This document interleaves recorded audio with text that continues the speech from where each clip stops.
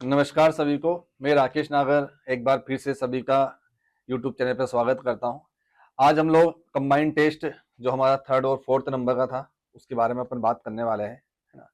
तो सभी लोग एक बार सिलेबस तो देख ही लेंगे। सिलेबस मेरे हिसाब से सभी को याद है कि क्या क्या सिलेबस टेस्ट में आया था, है ना।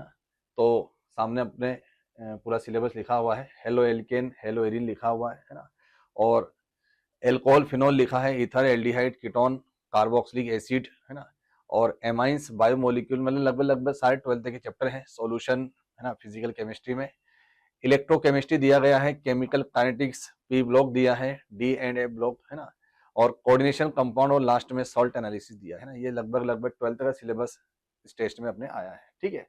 तो चलो जल्दी से अपन स्टार्ट करते हैं, है ना। पहले तो सबसे पहला क्वेश्चन क्या आया था, ध्यान से सभी लोग देखेंगे। क्वेश्चन के अंदर बोला गया है डीकंपोजिशन ऑफ गैसियस अमोनिया, है ना, on a hot platinum surface is zero order reaction at high pressure. बिल्कुल बात सही है।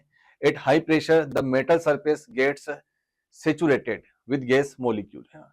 मतलब हमको ये बात पता है, हमने ये पढ़ा भी था, है ना, थोड़ा बहुत यदि अपने को याद आया हो कि कोई कैटालिस्ट यदि मेरे पास आया है, मेटल कैटालिस्ट आया है ना, और यदि उसके साथ में कोई गैस है तो ये कंफर्म है जीरो ऑर्डर रिएक्शन है। कौन सी रिएक्शन है ये? जीरो ऑर्डर रिएक्शन, है ना। और जब कोई सॉलिड कैटालिस्ट होता है और यदि गैस इसके ऊपर अधिशोषित होती है, मतलब एड्सॉर्ब होती है, तो बिल्कुल गैस इस तरीके से क्या हो जाती है, एड्सॉर्ब हो जाती है ना। तो बिल्कुल हम बोलते हैं वो सेचुरेशन आने जैसे होता है, क्योंकि गैस के पार्टिकल आएंगे और जाएंगे, आएंगे और जाएंगे। इस तरीके से गैस जो है इसके ऊपर क्या हो जाती है, एड्सॉर्ब हो जाती है। मतलब सेचुरेशन पॉइंट आ जाता है एक तरीके से, है ना। मतलब उसके बाद जो है फिर कांस्टेंट हो जाता है, क्योंकि जितनी गैस आएगी उतनी गैस वापस बाहर चले जाने लग जाएगी। क्योंकि जितनी गैस आएगी उतनी गैस जो है वापस जाना स्टार्ट हो जाएगी, ठीक है। तो कहीं ना कहीं सेचुरेशन पॉइंट आ जाएगा। मतलब हम ऐसा बोल सकते हैं कि ये जो पहला स्टेटमेंट हमको दिया गया है, डीकंपोजिशन ऑफ गैस जो वाला दिया है पहला स्टेटमेंट, वो एकदम कैसा होने वाला है, सही होने वाला है ना।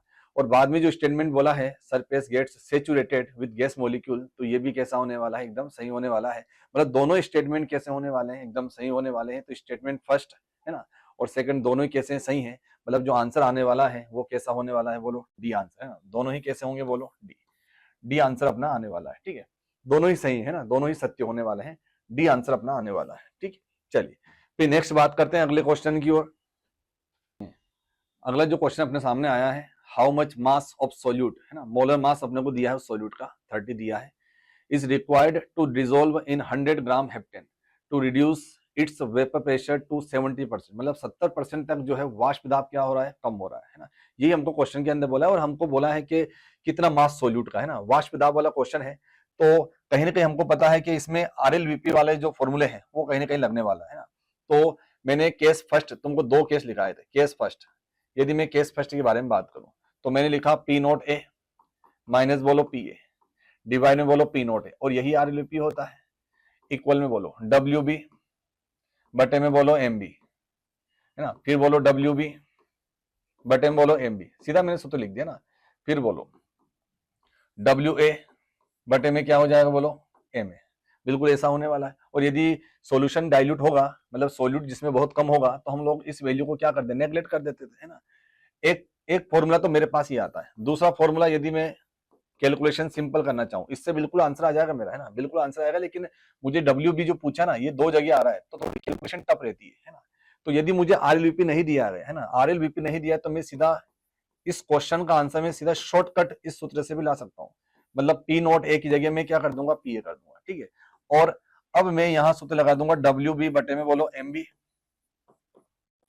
फिर बोलो MA बटे में क्या हो जाएगा, WA। मतलब WB मेरे पास एक ही है सूत्र में, ठीक है। इससे जब अपन लगाएंगे तो बिल्कुल आंसर अपना आने वाला है, ठीक है। तो ध्यान से देखो, है ना। P नोट ए परसेंटेज वाला केस है, तो P नोट ए कितना हो जाएगा, 100 हो जाएगा। और PA सोल्यूशन का कितना है, बोलो 70। डिवाइड में फिर कितना आएगा, बोलो 70, है ना। फिर बोलो क्या WB ही मुझे पूछा है, तो बिल्कुल पूछा है। MB कितना दिया, बोलो 30 दिया गया है। बोलो MA ध्यान से देखो यार, MA क्या दिया गया है, तो MA हेप्टेन, है ना। MA मतलब हेप्टेन का MA कितना आएगा, 100 ही आएगा ना। मतलब मैं फॉर्मूला यदि लिखूं हेप्टेन का, है ना, तो ये एल्केन हो गया C7 और H16 हो जाएगा। जब इसका मोलर मास निकाला जाएगा तो इसका मोलर मास भी 100 ही आने वाला है। तो बोलो मोलर मास कितना हो गया 100, और ये दिया कितना है 100 ही दिया है, तो बोलो ये हो गया 100। ठीक है, जब यहां से डब्ल्यू भी निकाला जाएगा है ना, जब यहां से डब्ल्यू भी निकाला जाएगा तो डब्ल्यू भी कैसे निकालेंगे, बोलो ये कितना हो जाएगा 30 डिवाइड में बोलो 70। ठीक है, और बोलो ये 100 से 100 तो खत्म हो गया, डब्ल्यू बी है ना, डब्ल्यू बी बटे में क्या हो जाएगा बोलो 30, यहां पर बोलो डब्ल्यू बी क्या हो जाएगा 30 इंटू बोलो 30 डिवाइड में क्या हो जाएगा 70। बस इसको जब सोल्व करेंगे अपन, इसको जब सोल्व करेंगे तो आंसर आ जाएगा अपना 12.85। कितना आंसर आ जाएगा 12.85 आंसर आ जाएगा, एकदम सिंपल। मतलब बिल्कुल इस मेथड से अपन कर जाएंगे, केस 2 लगा देंगे क्योंकि आरएलबी पे हम लोग को नहीं दिया है ना, इससे भी करेंगे इस क्वेश्चन को तो इससे भी आंसर आ जाएगा है ना, बिल्कुल यही सेम आंसर आ जाएगा। ठीक है, चलिए बात करते हैं अगले क्वेश्चन की। नेक्स्ट अगला जो क्वेश्चन आया है मेरे पास, अगला जो क्वेश्चन आया है मेज द कॉलम है ना, मेज द कॉलम वाला क्वेश्चन आया है, सही सुमेलित कीजिए। मेज द कॉलम वाले क्वेश्चन को ध्यान से देखो, मेज द कॉलम का क्वेश्चन बहुत सिंपल रहता है ना, जो कंफर्म है उसको पकड़ो पहले है ना, जो कंफर्म है। मुझे ग्राफ दिया गया है कंसंट्रेशन मतलब सांद्रता और टी हाफ के बीच में ग्राफ दिया गया है। सबसे पहले मुझे जीरो ऑर्डर बोला है, तो मुझे पता है कि टी हाफ का एक सीधा शॉर्टकट फॉर्मूला है ना, टी हाफ समानुपाती क्या होता है ए नॉट 1 माइनस एन, ये सबके लिए लगने वाला सूत्र है, जनरल फॉर्मूला है ना। जब मैं एन का मान क्या लेता हूं जीरो, जीरो ऑर्डर रिएक्शन हो जाएगी, जीरो ऑर्डर रिएक्शन हो गए तो बोलो टी हाफ समानुपाती क्या होगा ए नॉट, बोलो 1 माइनस क्या हो जाएगा जीरो है ना, 1 माइनस क्या हो जाएगा जीरो, तो टी हाफ जो है वो समानुपाती क्या हो गया कंसंट्रेशन के समानुपाती हो जाएगा। मतलब जो ग्राफ बनेगा अपना वो एकदम स्ट्रेट लाइन वाला बनेगा।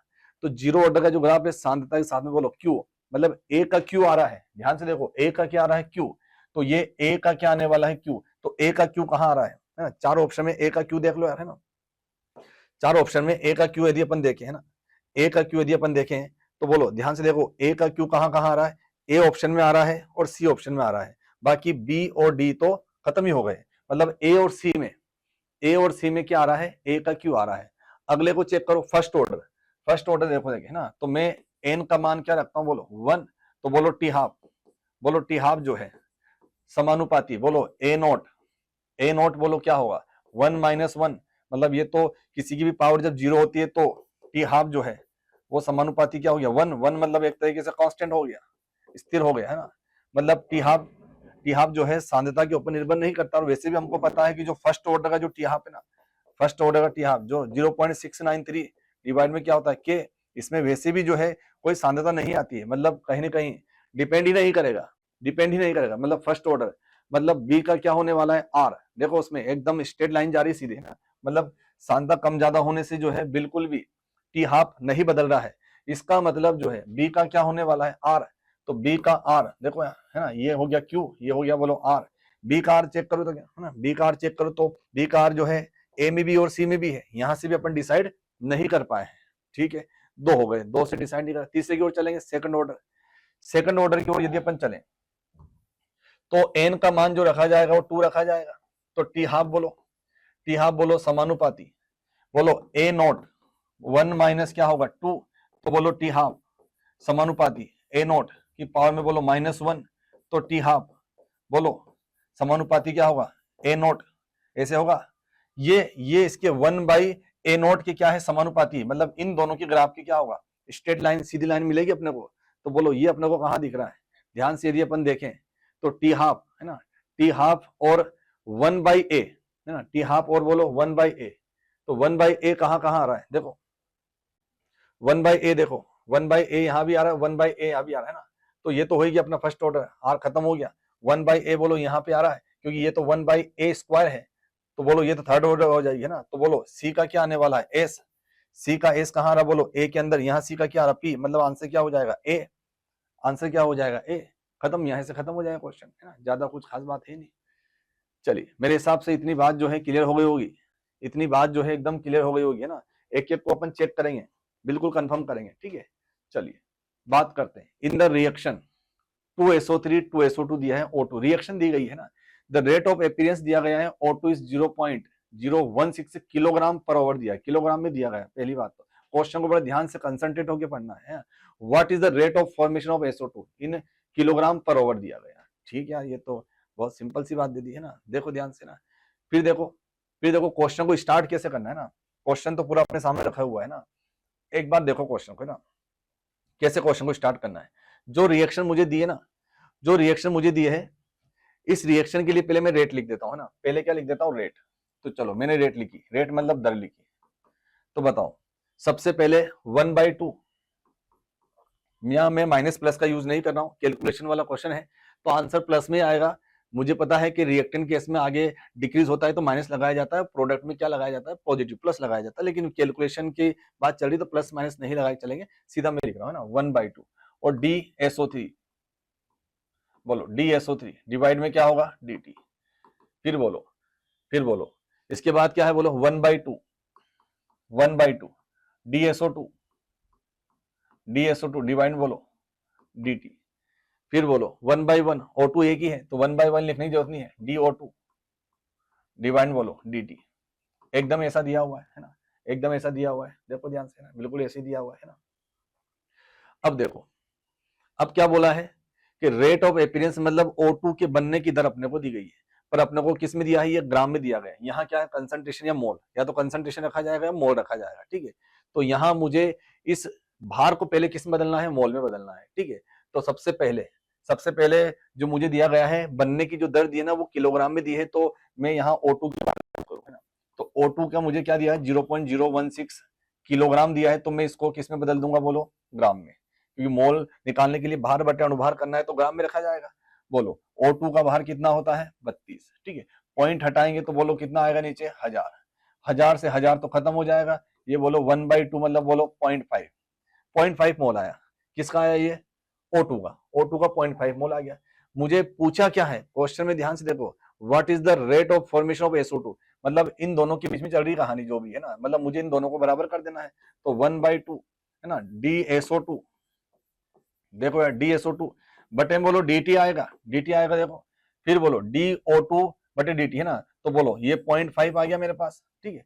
और ये मुझे पूरा पूछा है, ये मुझे पूरा पूछा है ना, तो बोलो ये 2 कहां जाएगा उधर, तो DSO2, देखो DSO2 बटे बोलो DT बोला जाएगा। फिर बोलो 0.5 इंटू बोलो क्या होगा 2, तो बोलो ये कितना आ गया, 1 आ गया है ना, 1 मोल आया मेरे पास, ये क्या आया, 1 मोल आया, 1 मोल आ गया।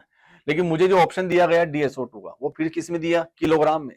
तो पहले इसको ग्राम में बदलेंगे तो मुझे बात पता है कि मोल इज इक्वल टू क्या होता है, बोलो मास, मास बटे बोलो मोलर मास होगा।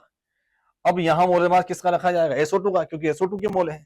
तो बोलो यहाँ पे मोल कितना, 1, मास बोलो, उसके बाद बोलो मोलर मास कितना होगा, 64। तो बोलो मास बराबर, ये मास जो आया है किसमें आया, ग्राम में। बोलो मतलब डायरेक्ट अपन ग्राम में लिख के, क्योंकि ऑप्शन ग्राम में दिया तो सीधा सीधा अपन दिमाग लगाएंगे ग्राम में रखेंगे, लेकिन ऐसा नहीं करना, पहले मोल में बदलेंगे फिर बाद में फिर कन्वर्ट करेंगे, ठीक है। तो मास ग्राम में, बोलो कितना आएगा, 64, 64 हो जाएगा, क्योंकि 1 तो खत्म हो गया, 64 ग्राम हो जाएगा। और जब इसको किलोग्राम में बदलेंगे, जब इसको किलोग्राम बदलेंगे तो आंसर क्या हो जाएगा, डी हो जाएगा। किलोग्राम बदल लेंगे इसको, है ना, किलोग्राम बदल लेंगे तो आंसर क्या हो जाएगा, डी हो जाएगा। इस तरीके से क्वेश्चन को सोल्व करना है, ठीक है। चलिए फिर आगे बात करते हैं, अगले क्वेश्चन की ओर चलते हैं। 8% सुक्रोज दिया है W/V वाला, है ना, weight by volume, isotonic solution है, 5% नॉन वोलेटाइल सॉलिड दिया है, सॉल्यूट है ना, 27 डिग्री सेल्सियस पे calculate molecular mass of solute. बहुत सिंपल क्वेश्चन है। आइसोटोनिक का सीधा सीधा एक फॉर्मूला अपने पास होता है, पाई इज इक्वल टू, अपने को पता है ना, पाई इज इक्वल टू अपने को पता है, MRTI अपन लिखते हैं, और ऑस्मोटिक प्रेशर कैसा होता है, सेम होता है, ठीक है। और जब ऐसे 2% दे दिया जाए तो सीधा एक सूत्र अपन लिखा था, M1 बटे बोलो M2 और X1 बटे बोलो X2। ये सुक्रोज ले लेंगे और ये कोई नॉन वोलेटाइल जो सॉल्यूट दिया वो ले लेंगे, ठीक है। तो बोलो सुक्रोज का मोलिकुलर मास कितना होता है, 342, और M2 शायद मुझे पूछे है शायद, क्या उसमें देखो ध्यान से, पूछे ही है। फिर देखो X1 है ना, इसका परसेंटेज कितना दिया, 8%, इसका परसेंट कितना दिया, 5%। क्वेश्चन में ही दिया है वैल्यू, है ना, क्वेश्चन में ही दिया गया है, कुछ भी अलग बात नहीं है, ठीक है। चलो तो यहां से बोलो M2 निकाल लेते हैं, तो M2 बराबर बोलो 342 गुना बोलो 5 बटे बोलो 8, सोल्व कर लेंगे इसको। सोल्व करेंगे तो आंसर क्या हो जाएगा, बोलो बी, है ना, सोल्व करेंगे तो आंसर क्या हो जाएगा, बी हो जाएगा, सीधा सिंपल, आंसर क्या हो जाएगा, बी हो जाएगा, ठीक है। चलिए फिर बात करते हैं नेक्स्ट क्वेश्चन की। अगला क्वेश्चन देखो, अगला क्वेश्चन देखो, केमिकल काइनेटिक्स का क्वेश्चन है ना, बहुत सिंपल टाइप का क्वेश्चन है ना। ये टेबल वाले क्वेश्चन है ना सबसे ज्यादा सिंपल होते हैं, दिखने में ही बहुत कठिन होते हैं लेकिन होते हैं बहुत सिंपल, बहुत ज्यादा सिंपल क्वेश्चन होते हैं। देखो है ना, ध्यान से देखेंगे, ध्यान से देखेंगे। The experimental data for the reaction, है ना, अपने को क्या करना है, कोई से भी दो एक्सपेरिमेंट पकड़ना है ना, अपने को कितने भी एक्सपेरिमेंट दे दे, ऐसे दो एक्सपेरिमेंट पकड़ना है जिसमें एक का कंसंट्रेशन कैसा रहे, कांस्टेंट रहे, और दूसरे का चेंज होता हो। ठीक है, तो देखो ध्यान से, यहां यदि अपन देखें, ये दो फर्स्ट सेकंड को देखेंगे तो ये कांस्टेंट है और ये डबल हो रहा है, ये डबल हो रहा है तो ये भी डबल हो रहा है ना। कंसंट्रेशन के डबल होने से रेट डबल हो जाए तो फर्स्ट ऑर्डर, मतलब इस पे पावर कितनी आएगी, 1, इस पे पावर क्या आ जाएगी, 1, है ना, क्योंकि ये डबल तो ये भी डबल। फिर देखो इसको कांस्टेंट लिया तो ये डबल हो रहा, ये डबल हो रहा, तो रेट में कोई चेंज नहीं आया। कंसंट्रेशन की चेंज होने से यदि रेट में चेंज नहीं आया, जीरो ऑर्डर रिएक्शन, तो ये क्या हो गया, जीरो। तो ए की पावर में 0 और B2 की पावर में 1, एक ही ऑप्शन है ऐसा, देखो ए आंसर हो जाएगा, है ना, ए आंसर हो जाएगा। सिंपल सिंपल टाइप का क्वेश्चन। ठीक है, चलिए फिर आगे बढ़ते हैं, अगले क्वेश्चन की ओर चलते हैं। अगला क्वेश्चन देखो, 2 ग्राम NaOH क्या है और 300 ml एक्वस सॉल्यूशन एक्सप्रेस, है ना, it's concentration in terms of percentage strength, बहुत सही, है ना, परसेंटेज बताना है। तो मुझे सोल्यूट का मास जो दिया ना, 3 टाइप के परसेंट पढ़े यार अपन, है ना, मास बाय मास परसेंटेज, है ना, mass by volume percentage, volume percentage. तो हमको पता है कि सोल्यूट ग्राम में दिया है ना, और जो सोल्यूशन जो दिया है, जो सोल्यूशन दिया है वो किस में दिया, बोलो ml में दिया है। तो हम बोलेंगे कि ये मास बाय वॉल्यूम परसेंटेज वाला केस है ना, तो बोलो परसेंटेज यदि मुझे निकालना है ना, तो मैं सीधा सूत्र मुझे पता है, मास ऑफ सोल्यूट कितना दिया, बोलो 2 ग्राम, और बोलो ये 300 ml, है ना, और इनटू क्या कर देंगे 100, बस खत्म। इसको सोल्व कर लो तो सीधा आंसर आ जाएगा, मास बाय वॉल्यूम परसेंटेज वाला। ठीक है, तो बताओ आंसर कितना आने वाला है, सी, सोल्व करेंगे तो सी आंसर आ जाएगा 0.0, है ना, 0.66%, है ना, 0.66% आंसर आ जाएगा। ठीक है, बहुत सिंपल टाइप का क्वेश्चन था, है ना। चलिए फिर आगे बढ़ते हैं। अगला जो क्वेश्चन अपने पास आया है वो है केमिकल काइनेटिक्स का, in the formation of HBr from H2 and Br2, है ना, फॉलोइंग मैकेनिज्म इज ऑब्जर्व्ड, है ना। एक अपने को कॉम्प्लेक्स रिएक्शन दी है, उसका ऑर्डर अपने को बताना है ना, 3-4 स्टेप अपने को दिए उसके बारे में, है ना, और अपने को उसके लिए जो है कहीं ना कहीं ऑर्डर बताना है। तो सबसे पहले जिस रिएक्शन के लिए अपने को ऑर्डर बताना है वो मैं पहले लिख देता हूँ, H2 प्लस बोलो Br2 और बोलो 2HBr, ये बताना है। इसके लिए यदि मैं रेट लिखता हूँ तो लिख दो यार, रेट कैसे लिख देंगे, तो बोलो K लिखेंगे, H2 की पावर में अल्फा कर दो और बोलो Br2 की पावर में बीटा कर दो। फिर हम स्टेप ये बोलते हैं कि स्लो स्टेप के लिए पहले अपन लिखेंगे, क्योंकि स्लो स्टेप को अपन एलिमेंट्री रिएक्शन में बोलेंगे और उसका जो स्टोइकियोमेट्रिक कोएफिशिएंट होगा वही उसका ऑर्डर होने वाला है। ठीक है, तो चलो यार स्लो स्टेप को देखो ध्यान से। तो मैं यदि इसके लिए रेट लिखता हूं तो K लिखा जाएगा, बोलो यार, और ये H2 की पावर में बोलो 1 और Br की पावर में बोलो 1। ठीक है, मुझे इस Br को हटाना है, इसकी जैसा बनाना है ना, इसकी जैसा बनाना है मुझे, Br को हटा के Br2 करना, बाकी H2 मैच हो जाएगा। ठीक है, बाकी और इसका पावर हो सकता है चेंज हो जाए, तो अपन एक बार चेक करते हैं ना। अब इसके बाद अपन कौन सी स्टेप उठाते हैं, फास्ट, जिसके लिए अपन क्या लिखेंगे, इक्विलिब्रियम कांस्टेंट।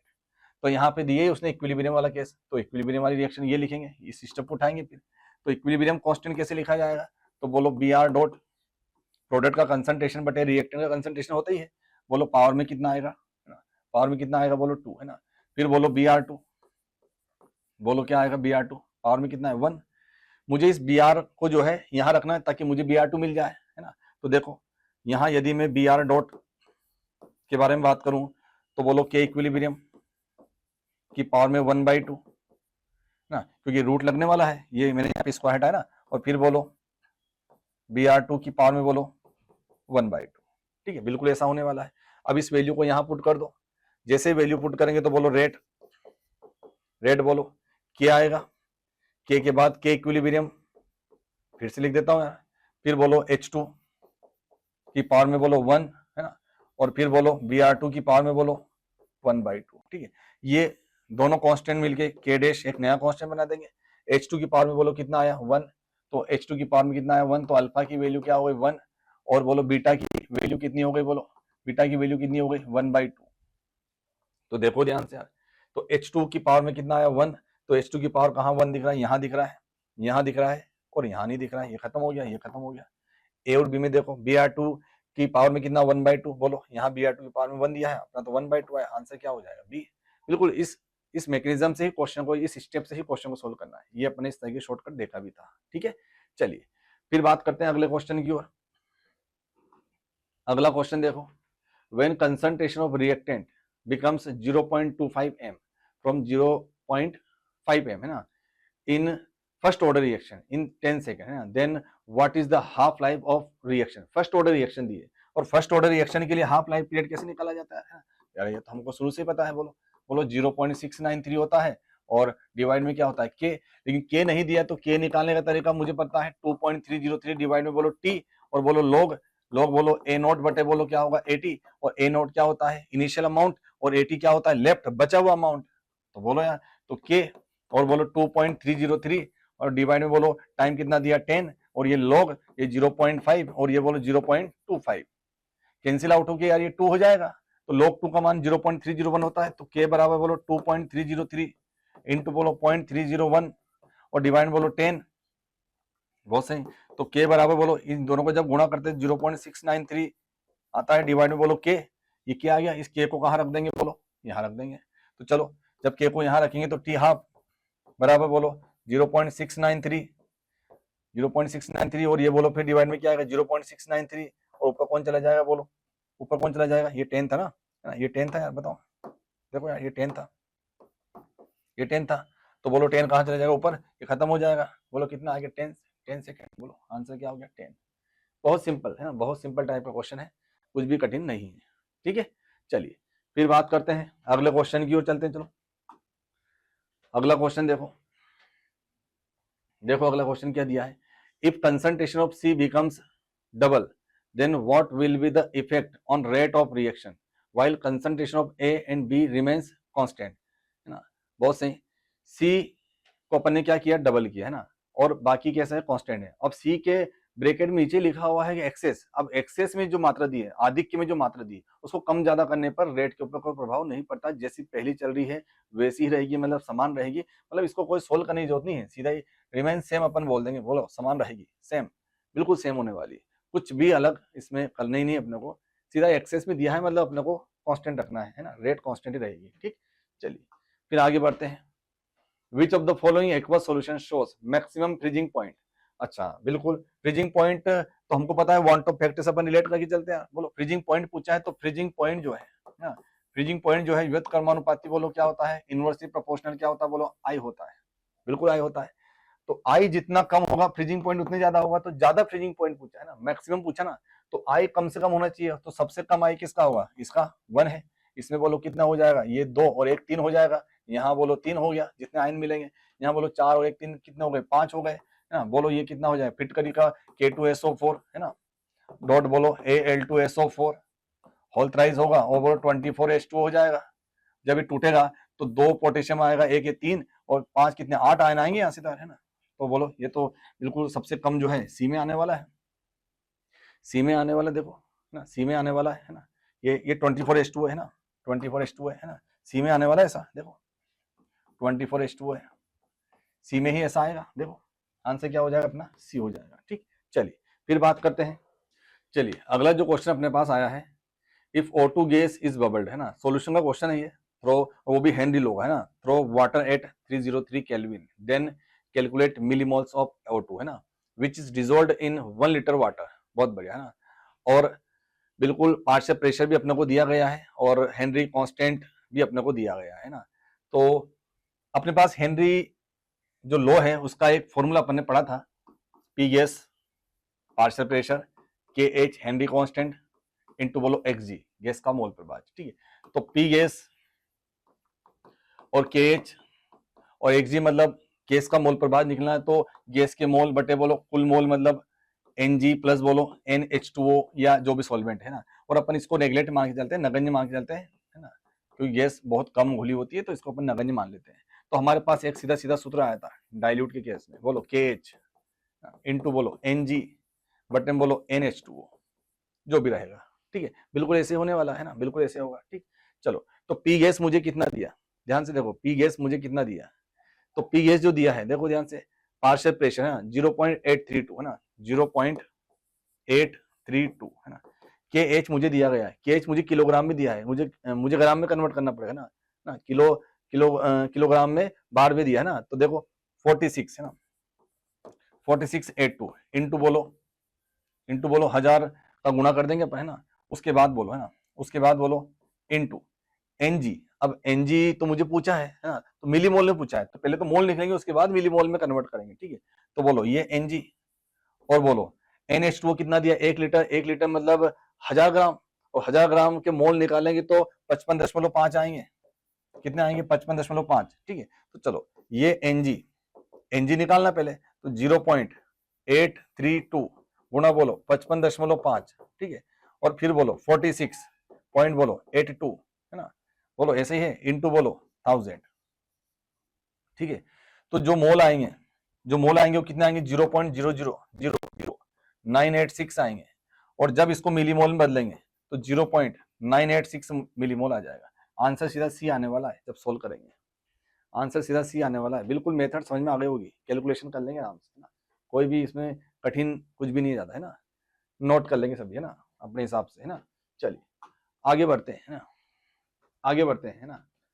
58 नंबर का क्वेश्चन देखो, है ना, 58 नंबर का मैच द कॉलम वाला क्वेश्चन है।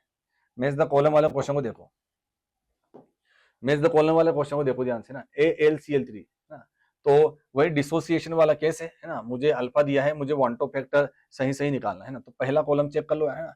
तो मुझे पता है कि I बराबर 1 प्लस बोलो N-1 अल्फा होता है। तो बोलो पहला वाला केस मैं सोल्व कर रहा हूँ, है ना, पहला वाला केस मतलब कैपिटल A वाला केस सोल्व कर रहा हूँ, ठीक है। तो बोलो I बराबर 1 प्लस लिखा जाएगा, N का मान कितने आए मिलेंगे, 4, तो 4 माइनस 1, और बोलो अल्फा कितना दिया, 0.8। बहुत बढ़िया, ऐसे आने वाला है। तो बोलो यहाँ पर ये क्या आएगा, I बोलो 1 प्लस, और ये बोलो 3 इंटू बोलो 0.8, ठीक है। तो बोलो ये कितना हो जाएगा, ये 8 या 24, है ना, 2.4 हो जाएगा, है ना, 2.4 हो जाएगा। बोलो ये 3.4 हो गया। बोलो 3.4 कहाँ दिख रहा है, ऑप्शन में देखो। बोलो A का P कहाँ दिख रहा है, बोलो A का P तो अपने को यही दिख रहा है, बोलो पहले ऑप्शन में, है ना, और एक C ऑप्शन में, मतलब B और D खत्म हो गया। बिल्कुल A का क्या आ गया मेरे पास, P, है ना, सीधा ही है ना, बिल्कुल ये सीधा ही है, कोई भी कंफ्यूजन नहीं है। दूसरा चेक करो यार, दूसरा चेक करो, और अपने जो कंफर्म उसको देख लो ध्यान से, है ना। ये CH3C डिजोल्व इन बेंजीन, जब बेंजीन में डिजोल्व होता है तो डाइमर बनता है ना, बिल्कुल ये बात हमको पता है ना। तो बिल्कुल I का मान जो है किस हिसाब से आने वाला है ना, I का मान जो है वो कहीं ना कहीं 1 से कम आने वाला है ना। तो देखो ध्यान से, मैं अभी और दूसरा ऑप्शन तुमको सोल्व करके बताता हूँ। देखो बी वाला पॉइंट, है ना, बी वाला पॉइंट देखो, है ना, सबका कंफर्मेशन अलग अलग साथ हो सकता है ना। तो देखो ये I बराबर बोलो, है ना, तो 1 प्लस किया जाएगा, है ना, और n का मान कितना हो जाएगा इसमें, बोलो 1 और 2 3, है ना, 3 हो गया, 3 माइनस 1 बोलो, और अल्फा कितना दिया 0.9, ठीक है। तो I बराबर बोलो 1 प्लस किया जाएगा, और ये 2 गुना बोलो 9, तो ये 9 2 18, 1.8 प्लस बोलो 1, तो 2.8, बोलो 2.8 कहाँ आ रहा है, तो बोलो B का क्या आएगा, Q, B का क्या आएगा बोलो Q। अब B का Q देख लो ना, B और D तो पहले खत्म हो गया था, B का Q बोलो यहाँ भी आ रहा, B का Q यहाँ भी आ रहा, ठीक है, यहाँ तक भी कोई दिक्कत नहीं है, ठीक। फिर देखो D को चेक कर लो, है ना, D को भी चेक कर लो। D को यदि अपन चेक करें ना, D को यदि अपन चेक करें तो I बराबर बोलो 1 प्लस कितना आयन मिलेंगे, 4 और 1 5, तो बोलो 5 माइनस 1, और बोलो अल्फा कितना दिया 0.7। तो देखो I बराबर 1 प्लस, और बोलो ये 4 गुणा बोलो 0.7, है ना, तो बोलो 2.8 प्लस बोलो 1, तो 3.8। देख लो 3.8 कहाँ से आएगा। डी का क्या आएगा बोलो R, डी का बोलो क्या आएगा R, और ये वैसे भी अपने को पता है कि एसोसिएशन वाला केस है, तो ये बोलो ये आ जाएगा सीधा, ठीक है। इसका मतलब क्या है, डी का R कहाँ आ रहा है ना, डी का R देख लो, डी का R कहाँ आ रहा है ना, डी का R तो यहाँ आ रहा, बोलो डी का R यहाँ आ रहा, बोलो आंसर क्या हो जाएगा C, आंसर क्या हो जाएगा C। मतलब अपने को एक ही सूत्र लगाना है, उस सूत्र में वैल्यू रख के अपने को मैच द कॉलम का क्वेश्चन सोल्व कर देना है ना। गजब का सिंपल क्वेश्चन है, कुछ भी कठिन इसमें नहीं है, ठीक है, एक ही सूत्र का उपयोग किया जा रहा है, ठीक। चलिए आगे बढ़ते हैं। विच of the following ion will be coloured in aqueous solution, ठीक है, बिल्कुल जिसमें अयुग्मित इलेक्ट्रॉन होगा वो कलरफुल होगा, जिसमें अयुग्मित इलेक्ट्रॉन नहीं होगा वो कलरलेस हो जाएगा, है ना। तो देखो सबसे पहला दिया है मुझे Cu+, तो जो 29 रखता है ना, एटॉमिक नंबर 29 है, ठीक है, और मुझे पता है कि 3D10 होता है और 4s1 होता है, और एक इलेक्ट्रॉन दान कर दिया इसने, तो बिल्कुल ये तो फुलफिल्ड है, ये तो आंसर हो ही नहीं सकता। दूसरा चेक करो बी, जिंक 2+ दिया है, और मुझे पता है कि 3D10 और बोलो 4s2 होता है, 2 इलेक्ट्रॉन दान कर दिए, बिल्कुल कंप्लीट है, ये भी नहीं हो सकता। फिर बोलो सी, तो वेनेडियम बोलो कितना दिया 3+, स्कैंडियम टाइटेनियम वेनेडियम 23 होता है ना। इसका सीधा इलेक्ट्रॉनिक विन्यास लिखेंगे तो 3d3 और बोलो 4s2 है ना। तो बोलो ये क्या आ जाएगा, जल्दी से देखो है ना, ये क्या आ जाएगा, 2 इलेक्ट्रॉन तो ये दान होगा, एक यहाँ से दान हो जाएगा तो 3d2 बचेगा, अयुग्मित बचा है। आंसर तो सीधा सीधा सी हो गया। बोलो आंसर सीधा क्या हो गया, सी हो गया। स्कैंडियम यदि अपन देखेंगे तो स्कैंडियम 3+ है ना, तो स्कैंडियम मतलब 21, तीनों इलेक्ट्रॉन दान हो जाएंगे, खत्म, ये हो नहीं सकता। आंसर क्या हो गया, सी। तो जिसमें अयुग्मित इलेक्ट्रॉन मिलेगा ना वही कलरफुल होगा, वही कलरफुल होने वाला है, बाकी रंगहीन होंगे, कलरलेस होंगे। ठीक है, चलिए आगे बढ़ते हैं। अगला क्वेश्चन देखो, सेलेक्ट द एम्फोटेरिक ऑक्साइड। बिल्कुल ये सीधा सीधा क्वेश्चन ऐसे कैसे उठ के आया है ना, सीधा सीधा ऐसे कैसे आया है। इसमें अपन ने एक ट्रिक लिखी थी, सुनो आलिया बेईमान है, सब प्रभु जी असली जानकार है। तो सुनो के अंदर ही पहले ही अपने को पता है कि ये बिल्कुल एम्फोटेरिक होने वाला है, क्योंकि ये तो बिल्कुल अपना H3PO4 बना लेगा जब वाटर के अंदर डिजोल्व करेंगे। एसिड है, ये तो एसिडिक है ना। ये भी देखो, ये भी एसिड है, ये न्यूट्रल होने वाला है CO। एम्फोटेरिक में एक ही है, सीधा सीधा अपने को पता है ना, SNO है ना। ट्रिक में अपने सीधे सीधे अपने याद कर रखा है। ठीक है, चलिए नेचर ही ऐसा है ना। चलो चलिए अगला जो क्वेश्चन आया है कोऑर्डिनेशन कंपाउंड का क्वेश्चन है, मैच द कॉलम का। बहुत ज्यादा सिंपल क्वेश्चन है ना? और ये हाइब्रिडाइजेशन संकरण पूछा गया है तो काफी आसान है। सबसे पहली बात तो है ना, सबसे पहले कोऑर्डिनेशन नंबर यदि देखा जाए तो हम बोलेंगे 6, और जब 6 कोऑर्डिनेशन नंबर होता है तो हमको कंफर्म पता है कि या तो sp3d होगा है ना, sp3d2 होगा, या फिर बोलो d2sp3 होगा। बिल्कुल ऐसे होने वाला है। ठीक है, और ये कब होगा, ये कब होगा, तो जनरली अपन ऐसा बोलते हैं सामान्यतः ना, जब ऑप्शन के हिसाब से ना, हमेशा ऐसा नहीं चल पाएगा, लेकिन ठीक है ऑप्शन के हिसाब से अपन चलेंगे तो मैं बोल रहा हूँ कि d2sp3 तब आएगा जब स्ट्रॉन्ग लिगेंड रहेगा, और ये कब रहेगा, जब वीक लिगेंड रहेगा। ठीक है, बिल्कुल ऐसा होने वाला है। ठीक है, और इन दोनों के बारे में यदि बात करें तो कोऑर्डिनेशन नंबर बोलो कितना दिया, 4, तो sp3 होगा, या फिर बोलो dsp2 है ना, dsp2 होगा। ठीक है, कौन सा होगा, dsp2। तो ये जनरली किसके लिए होगा, बोलो ये जनरली होने वाला है अपने लिए वीक के लिए है ना, वीक लिगेंड, और ये बोलो स्ट्रॉन्ग लिगेंड के लिए ना, स्ट्रॉन्ग लिगेंड अपन बोल सकते हैं। ठीक है, स्ट्रॉन्ग लिगेंड अपन बोल सकते हैं, जनरली ऐसा होता है। ठीक है, तो मुझे पता है कि इन दोनों है ना, ए और बी जो है ना, मतलब इस ए का जो है, इस ए का आंसर या तो थर्ड होगा या फोर्थ होगा, क्योंकि ये कोऑर्डिनेशन नंबर 6 है, यहाँ भी कोऑर्डिनेशन नंबर कितना है, 6 है ना। तो थर्ड और फोर्थ में से कोई एक होगा, तो ए का थर्ड होगा। यदि ए का थर्ड है तो बी का कंफर्म हो जाएगा, फोर्थ हो जाएगा है ना। तो बोलो ये ए का थर्ड कहाँ कहाँ आ रहा, बोले ए का थर्ड यहाँ आ रहा, या ए का फोर्थ कहाँ आ रहा, यहाँ आ रहा है ना। तो इन दोनों में से कोई एक ऑप्शन होगा। ये दोनों तो मेरे पास खत्म हो चुके हैं, मतलब 2 ऑप्शन तो मैंने ऐसे ही खत्म कर दिए है ना। तो सी और डी में से कोई एक आंसर आने वाला है ना। अब मुझे पता है कि यदि मैं आगे नहीं जाऊं, मुझे पता है कि ये दुर्बल लिगेंड है, और जब ये दुर्बल लिगेंड है तो दुर्बल लिगेंड की केस में जो संकरण आता है वो क्या आता है, sp3d2 है ना। तो sp3d2 मतलब कहां पे आ रहा है, sp3d2 मतलब फोर्थ, मतलब ए का फोर्थ आने वाला है ना। और ए का फोर्थ मतलब सीधा सीधा आंसर क्या हो जाएगा, डी। मतलब ज्यादा अपने को दिमाग लगाने की इसमें जरूरत नहीं पड़ेगी, और सोल्व करने की भी ज्यादा जरूरत नहीं पड़ेगी, मतलब बड़ा आसान है ना। ये इसमें दुर्बल है तो ये अपना क्या हो जाएगा, sp3, ये क्या हो जाएगा, dsp2 हो जाएगा, खत्म। मतलब इस तरीके से अपन ऑप्शन के हिसाब से क्वेश्चन को अपन मैनेज कर सकते हैं। ठीक है, चलिए आगे बढ़ते हैं। क्वेश्चन को बड़ी आसानी से अपन ने सोल्व किया है ना। क्वेश्चन अपने को करते आता है लॉन्ग टर्म के हिसाब से ना, लॉन्ग मेथड्स अपने को आता है, लेकिन क्वेश्चन को शॉर्ट से शॉर्ट कैसे किया जाए है ना, वो अपन देखा है। ठीक, चलिए जैसे मान लो अपने को, जब से अपने को क्वेश्चन दिया है 62 नंबर का, ध्यान से देखो है ना।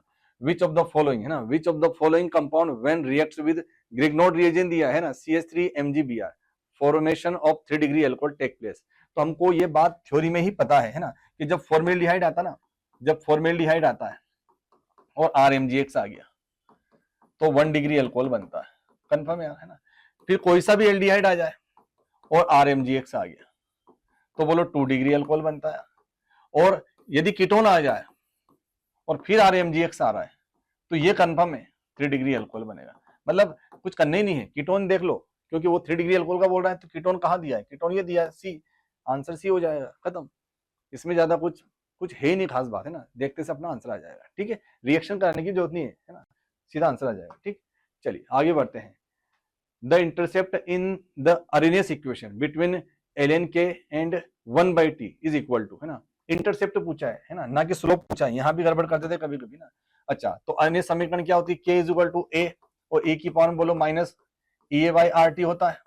ln बोला है तो बोलो ln k, इधर भी ln ले लेंगे और इधर भी बोलो ln a, और बोलो यहाँ EA की पावर में बोलो RT, ऐसा हो जाएगा। ठीक, यहां मल्टीप्लाई दिया है तो बोलो ln के, ये ln यहां भी आएगा प्लस बोलो ln, है ना, और e पावर में बोलो माइनस में EA बाई RT कर लेंगे, है ना। चलो फिर ठीक है, इसको उठा के आगे ले आओ तो ln के, ये बोलो ln A, उठा के आगे लाएंगे तो माइनस का EA बटे में बोलो RT ना, और 1/t के बीच में और ln की के बीच में तो अपने को पूछा है ना, तो बोलो ये y is equal to mx plus c वाला ग्राफ हो गया, ln के जो बोलो अकेला आएगा y, ये बोलो ये क्या हो जाएगा x जिसके साथ में आता है उसको हम क्या बोलते हैं स्लोप, लेकिन मुझे स्लोप नहीं पूछा, स्लोप मतलब ढाल ढलान जिसको बोलते हैं, ये है इंटरसेप्ट अंतःखंड जिसको बोलते हैं, इंटरसेप्ट ग्राफ तो हमने कई बार बना दिए इस टाइप के, इंटरसेप्ट बोलो ln a, आंसर क्या हो जाएगा a हो जाएगा। बहुत सिंपल टाइप का क्वेश्चन है, बिल्कुल इक्वेशन अपने को पता है, अपन ने बहुत सारे ग्राफ बनाए इस टाइप के, ठीक है। y बराबर mx प्लस c जो ओरिजिन से स्टार्ट नहीं होता है, ऊपर से स्टार्ट होता है ना, एक y बराबर mx वाला ग्राफ जो ओरिजिन से स्टार्ट होता है ना, बिल्कुल ये बातें अपने को पता होगी, ठीक है। चलिए आगे बढ़ते हैं अगले क्वेश्चन की ओर।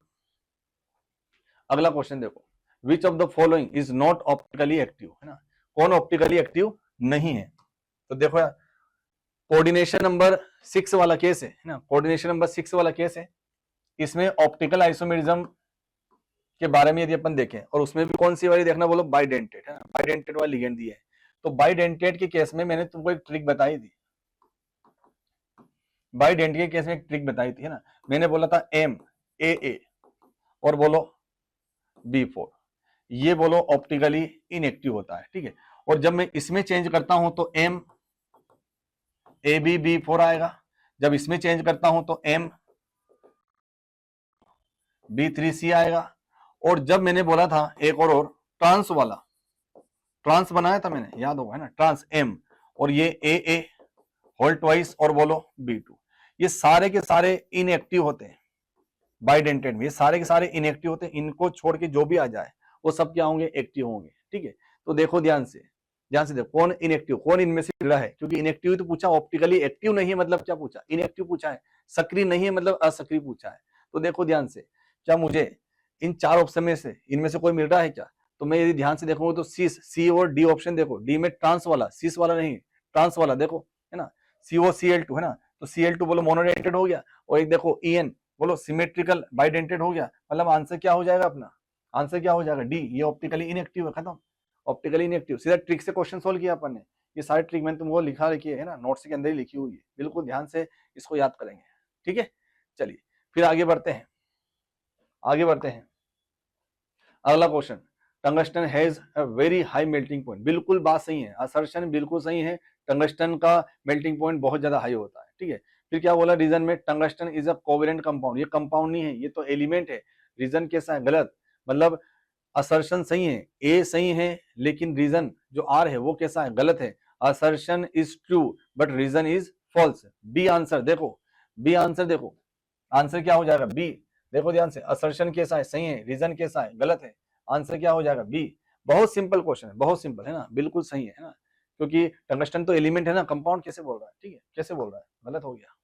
चलिए आगे बढ़ते हैं, मैग्नेटिक मोमेंट 2.83, बिल्कुल अपने को शॉर्टकट पता है ना, 2.83 बोला है ना, मैग्नेटिक मोमेंट कितना बोला है 2.83, इसका मतलब जो n का मान आएगा वो कितना आएगा 2, ये सीधा अपने को पता है, पॉइंट से पहले जो लिखा है वही तो अनपेड इलेक्ट्रॉन है, वही तो अयुग्मित इलेक्ट्रॉन है, तो बस देख लो ध्यान से, किसमें किसमें अयुग्मित इलेक्ट्रॉनों की संख्या किसमें 2 आ रही है, तो देखो स्कैंडियम टाइटेनियम अपने को दिया है, ये टाइटेनियम दिया है, स्कैंडियम दिया है, टाइटेनियम दिया है, निकल दिया है, मतलब सीधा सीधा आंसर देखा जाए तो बी आएगा इसका, चाहो तो चेक कर लो, निकल बोलो, और 28 के हिसाब से हमने लिखा था 3d8 और बोलो 4s2, 2 इलेक्ट्रॉन क्या हो जाएंगे, दान हो जाएंगे, डोनेट हो गए, डी को बना लो, डी को बना लो 1 2 3 4 और ये बोलो 5 6 7 और ये 8, 2 अनपेड हो जाएंगे, तो आंसर अपना बी आने वाला है, बाकी के अंदर ऐसा नहीं आएगा, ये अपने को पता ही है, ये अपने को पता है किस तरीके से निकाला जाता है ना, मतलब सीधा सीधा शॉर्टकट चल रही है, शॉर्टकट चलेंगे क्वेश्चन को, ये बाकी तो अपने को आता है, लेकिन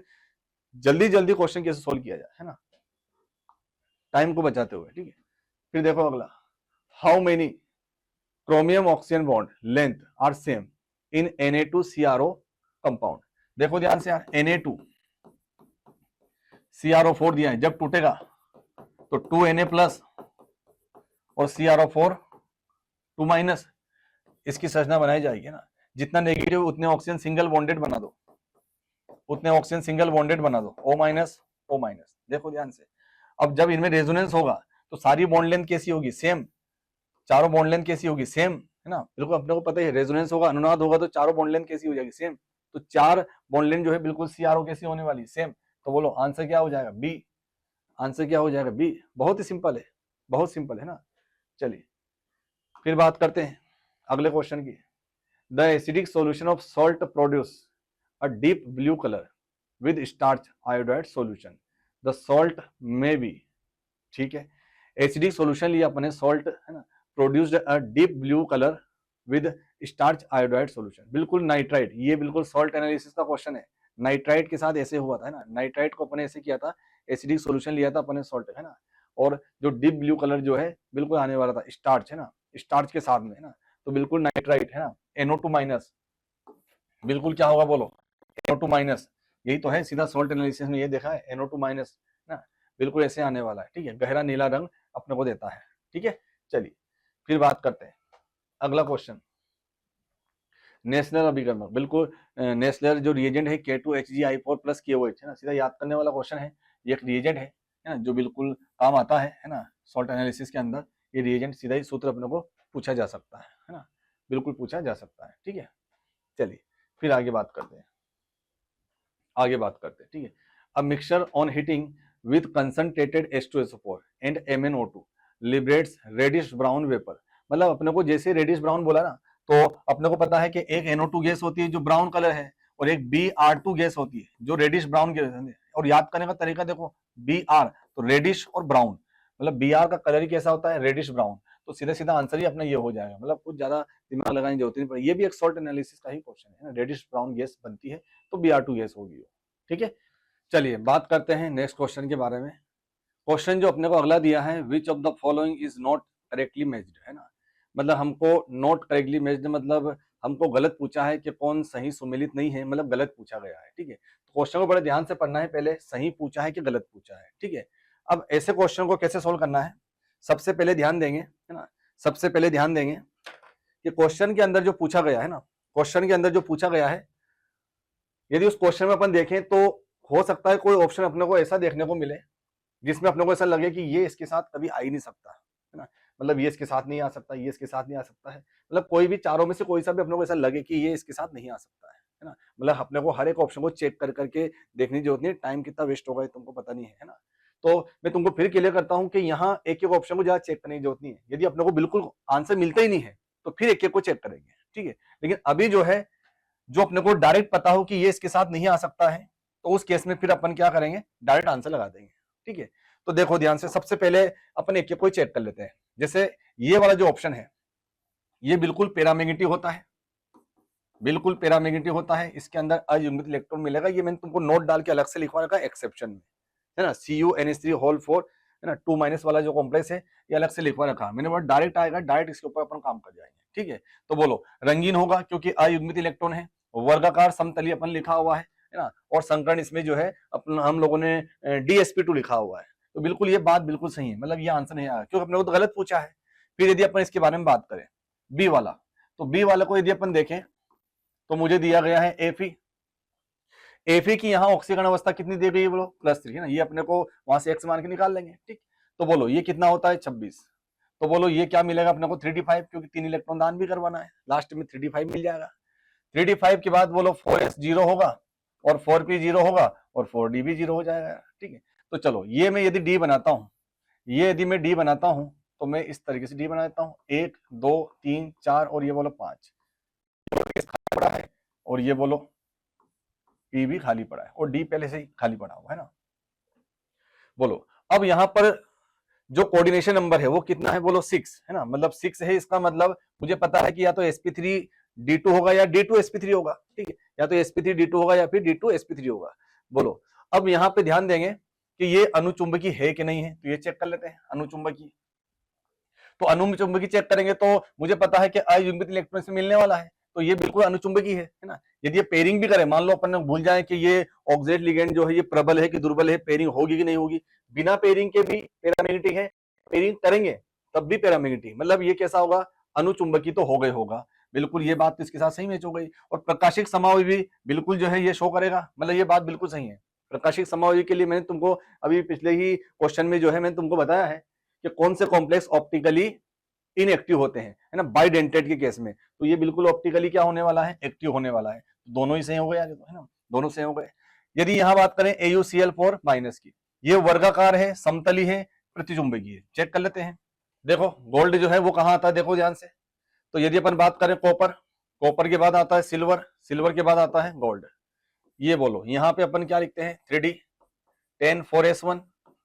यहाँ क्या लिखते हैं बोलो, है ना, यदि अपन लिखें नॉर्मली लिखें जनरल, है ना, तो 4D 10 और ये हो जाएगा 5s1 और ये बोलो 5D 10, है ना, और 6s1 हो जाएगा। ठीक है, तो बोलो यहाँ पर गोल्ड की ऑक्सीजन अवस्था यदि अपन निकालेंगे तो +3 आएगी।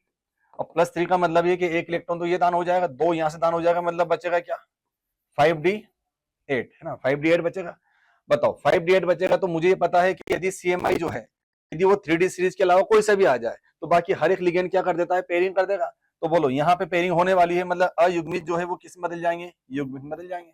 तो 1 2 3 4 5 6 7 और ये बोलो 8, बिल्कुल ऐसा होगा, बिल्कुल ऐसे होने वाला है।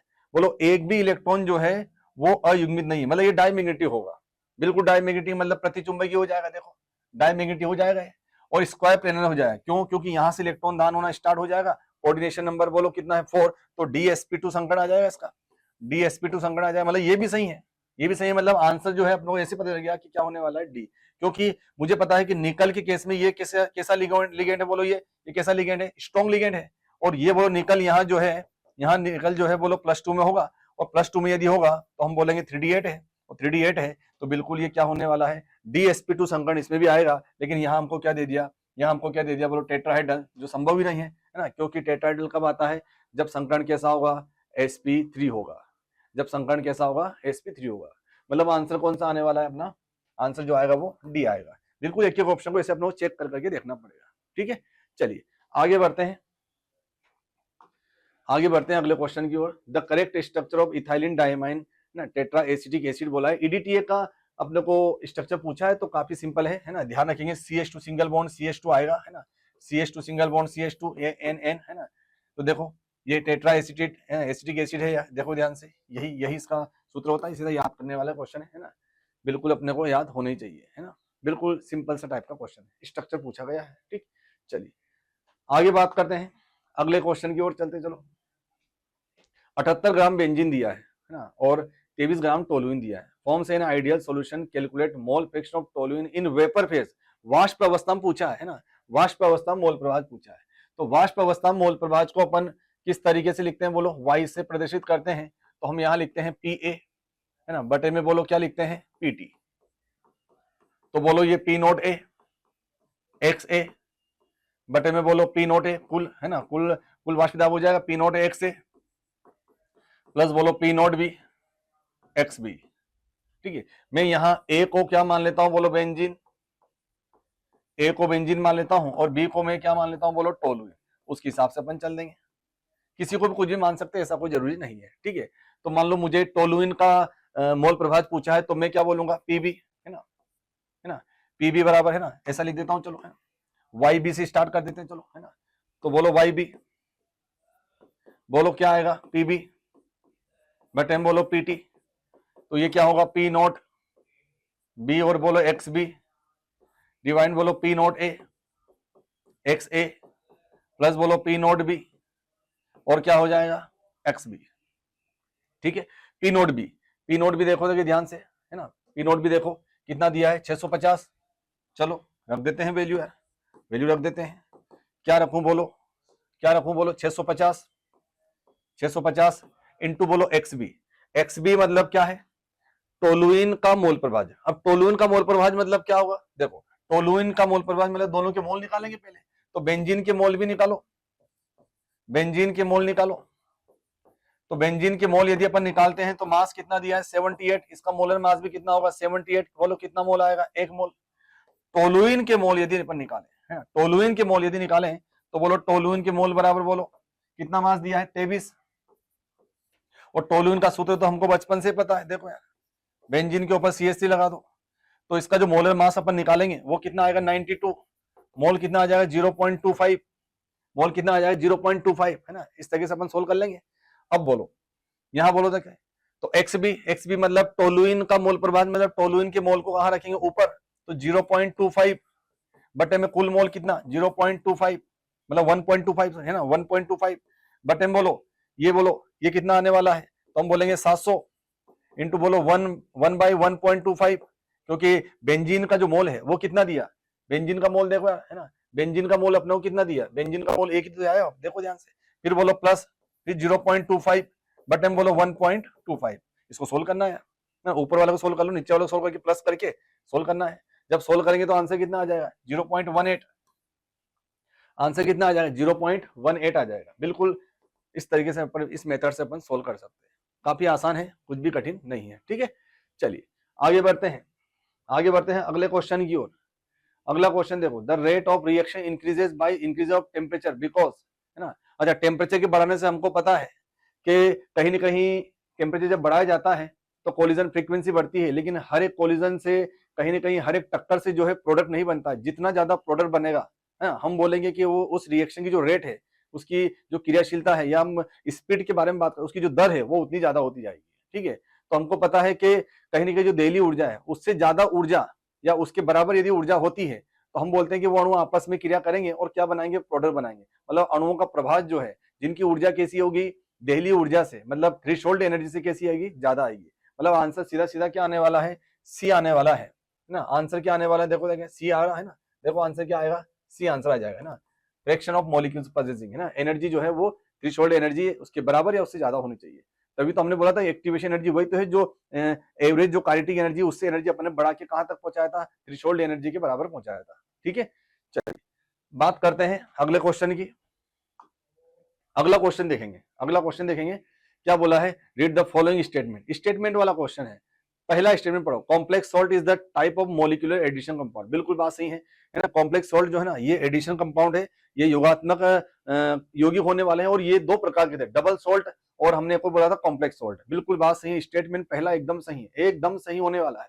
दूसरा देखो, complex salt are unstable in aqueous solution. मुझे ये बात पता है, ध्यान से देखेंगे ना, ये एक्वस सॉल्यूशन हो, सॉलिड स्टेट हो, सब में स्टेबल होता है। मतलब K4 FeCN होल 6 से लिखा मैंने ना, इसको ये सॉलिड स्टेट में हो, यदि मैं इसको वाटर के अंदर डिसोल्व करता हूं तो ये टूटेगा यहां से बाहर से, अंदर से कभी नहीं टूटेगा, 4K प्लस बनेगा, है ना। और बोलो ये बन जाएगा FeCN, ये एक्वस सॉल्यूशन स्टेट में भी यही होता है, एक्वस सॉल्यूशन स्टेट में भी यही होता है। ये ब्रेक नहीं होता है कोऑर्डिनेशन के अंदर ना, ये कॉम्प्लेक्स जो है ऐसा वैसे बना रहेगा। मतलब यहाँ भी स्टेबल है, यहाँ भी स्टेबल है ना, यहाँ भी स्टेबल है, पर ये क्या बोल रहा है, अनस्टेबल है। स्टेटमेंट सेकंड कैसा हो गया, गलत हो गया।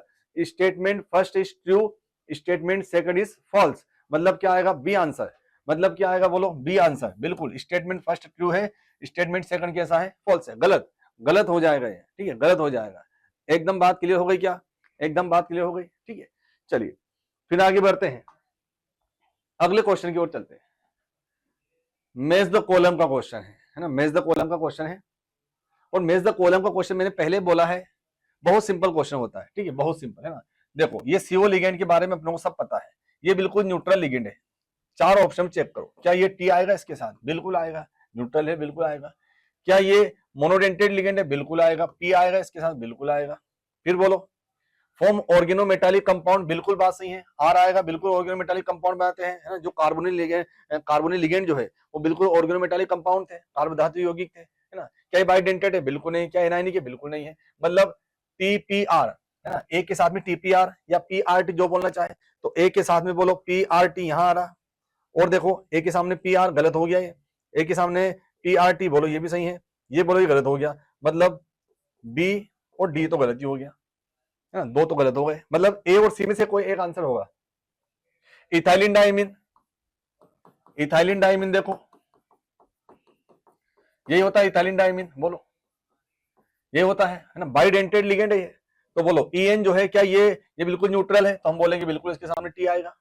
क्या ये बाइडेंटेड है, बोले इसके सामने S आएगा, बिल्कुल बात सही है ना। और फिर बोलो ये दो ही पॉइंट है, TS, है ना, B के सामने TS, B के सामने TS देख लो, तो B के सामने TS यहाँ पे आ रहा है, B के सामने, है ना, यहाँ पे भी देखो TS, अरे यहाँ से भी डिसाइड नहीं कर पाए अभी तक, है ना, मतलब A और C में से अभी भी अपन डिसाइड नहीं कर पाए। फिर देखो ग्लाइसिनेट -1 होता है, चार्ज यदि देखेंगे तो ये तो न्यूट्रल है। बोलो C के बारे में अपन बात करें, ग्लाइसिनेट, तो क्या ये एनायनिक है, तो हम बोलेंगे इसके सामने Q आएगा। बोलो एनायनिक है ना, एनायनिक लिगेंड है बिल्कुल। क्या ये मोनोडेंटेट है कि बाइडेंटेट है, हम बोले बाइडेंटेट है, बोले S आएगा इसके सामने। बोलो क्या आएगा, S आएगा, तो बोलो QS आएगा। C के सामने QS देख लो, C के सामने बोलो QS देख लो, तो देखो C के सामने, है ना, C के सामने QS, C के सामने QS, यहां से भी डिसाइड नहीं कर पाए। तो अगला देखो थायोसाइनेटो, थायोसाइनेटो बोलो क्या होगा, HCN माइनस, है ना, तो देखो थायोसाइनेटो जैसे NCS माइनस HCN माइनस था ना अपना, वही वाला, है ना।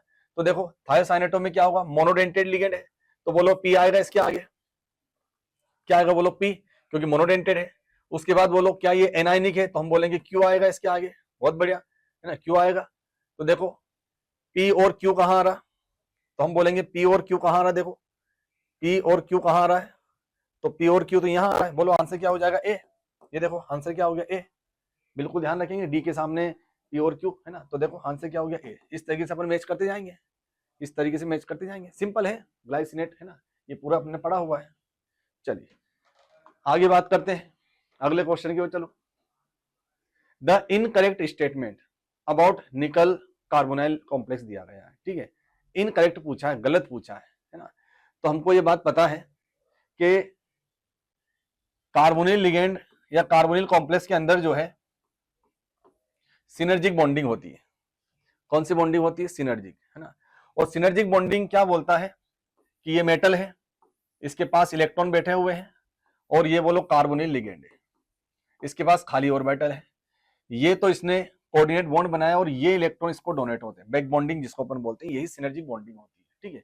मतलब ये मेटल CMI जो है इस कार्बन को इलेक्ट्रॉन दान कर रहा है, मतलब यहाँ हल्का सा डबल बॉन्ड का कैरेक्टर आ रहा है, ठीक है। तो यदि सिनर्जिक बॉन्डिंग ज्यादा होगी तो यहाँ का जो बॉन्ड ऑर्डर है वो क्या होगा, बढ़ेगा, और यदि यहाँ का बॉन्ड ऑर्डर बढ़ रहा है तो यहाँ का बॉन्ड ऑर्डर क्या हो जाएगा, कम हो जाएगा, बिल्कुल इनवर्स चलेगा, क्योंकि यहाँ कार्बन की वैलेंसी फिर 5 हो जाएगी, तो वो बॉन्ड क्या हो जाएगा, ब्रेक हो जाएगा, ऑक्सीजन के पास चला जाएगा, इस तरीके से, ठीक है। तो देखो the bond order of CO in the complex is less than, bond order of CO, bond order of CO मतलब ये बॉन्ड ऑर्डर की बात चल रही है, इज लेस, क्या होगा, than less than bond order of CO molecule. CO मतलब ये कॉम्प्लेक्स के अंदर, और एक सिंपल CO की बात चल रही है जिसमें कोऑर्डिनेट बॉन्ड होता है ना, एक सिंपल CO की बात चल रही है। तो हमको पता है कि यहाँ ट्रिपल बॉन्ड होगा, लेकिन यहाँ सिनर्जिक बॉन्डिंग के कारण ये बॉन्ड ऑर्डर कैसा हो जाएगा, कम हो जाएगा, कैसा हो जाएगा, कम हो जाएगा। तो ये बात तो बिल्कुल सही है, पहला स्टेटमेंट तो बिल्कुल सही होने वाला है, इसमें तो कुछ गलत है ही नहीं। The bond order of CO in the complex is less, बिल्कुल बॉन्ड ऑर्डर कैसा हो जाएगा, कम हो जाएगा, लेकिन bond order of CO molecule कैसा होगा, ज्यादा होगा, बिल्कुल बात सही। दूसरा चेक करो, the complex is diamagnetic and DsP2 hybridized, दूसरा स्टेटमेंट चेक करो, है ना, ये तो बिल्कुल सही है। चलो दूसरा चेक कर लेते हैं, दूसरा चेक करेंगे तो दूसरा देखो, दूसरा चेक करो, तो मुझे पता है कि निकल है और निकल CO होल 4 दिया है, ऑक्सीकरण अवस्था जो है 0 है, मतलब निकल बिल्कुल 0 ऑक्सीडेशन स्टेट में है। हम बोलते हैं 28 है, और हम बोलेंगे कि ये 3D8 हो जाएगा, और ये बोलो 4s2 हो जाएगा, 4p क्या हो जाएगा, 0। जब हम संकरण देखेंगे और ये बिल्कुल स्ट्रॉन्ग लिगेंड है, पेयरिंग हो जाएगी तो D पूरी तरीके से भर जाएगा, और S जो है वो क्या हो जाएगा, खाली हो जाएगा। बोलो 4s 0 हो जाएगा, 4p 0 हो जाएगा। मुझे पता है कि यहाँ से sp3 आने वाला है, और sp3 है, यदि sp3 है तो हम बोलेंगे, है ना, यदि sp3 है तो हम बोलेंगे कि, और हाँ sp3 के साथ में हमको पता है कि ये सारे इलेक्ट्रॉन कैसे हो गए, पेड हो गए, तो हम बोलेंगे डाइमैग्नेटिक हो गया, है ना। लेकिन हाइब्रिडाइजेशन कैसा होगा इसका, sp3 होगा, लेकिन बी ऑप्शन में क्या दिया, DsP2, जो बात क्या होने वाली है, बिल्कुल गलत होने वाली, और गलती हमसे पूछा है ना, गलती हमसे पूछा है, इसका मतलब हमारा जो आंसर आने वाला है बी, वो क्या आने वाला है, बोलो बी आने वाला है। इस तरीके से अपन इनकरेक्ट को पहचान लेंगे, DsP2, है ना, DsP2 जो है वो बिल्कुल क्या होने वाला है, इसका गलत होने वाला है, क्योंकि हमको पता ही है ये S के इलेक्ट्रॉन भी तो अंदर जाएंगे, तो D तो पूरा फुल हो जाएगा, इलेक्ट्रॉन कहां से दान होना स्टार्ट होंगे, S से, तो S एक S आएगा, 3 P आएगा, तो sp3 हो जाएगा, ठीक है, सिंपल सिंपल, बाकी को चेक करने की जरूरत ही नहीं अपने को, यदि अपन देखें भी तो, ठीक है। चलिए आगे बढ़ते हैं, अगले क्वेश्चन की ओर चलते हैं।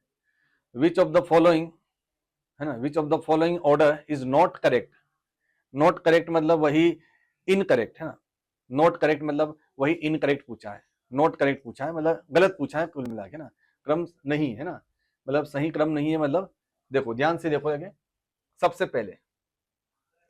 सबसे पहला जो ऑर्डर दिया है स्पिन मैग्नेटिक मोमेंट, तो मैग्नेटिक मोमेंट मतलब वही, स्पिन मैग्नेटिक मोमेंट का मतलब वही होने वाला है ना, चुंबकीय आघूर्ण जिसको हम बोलते हैं। जितने ज्यादा अयुग्मित इलेक्ट्रॉन होंगे हम बोलेंगे कि कहीं ना कहीं स्पिन मैग्नेटिक मोमेंट उतना ही ज्यादा होगा। ठीक है, तो अयुग्मित इलेक्ट्रॉनों की संख्या निकालो यार।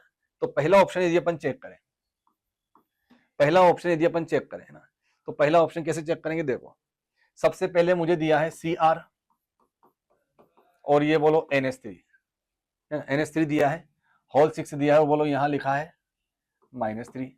ठीक है, और फिर बोलो पहले ऑप्शन चेक करो मैं ना, पहले ऑप्शन में ये दिया है, फिर बोलो Mn दिया है, दूसरा कॉम्प्लेक्स Mn दिया है और Cn दिया है ना, Cn होल 6 दिया। ठीक है, और यहाँ बोलो चार्ज कितना दे दिया मुझे, -3 दे दिया। चलो यार ये भी देख लेते हैं।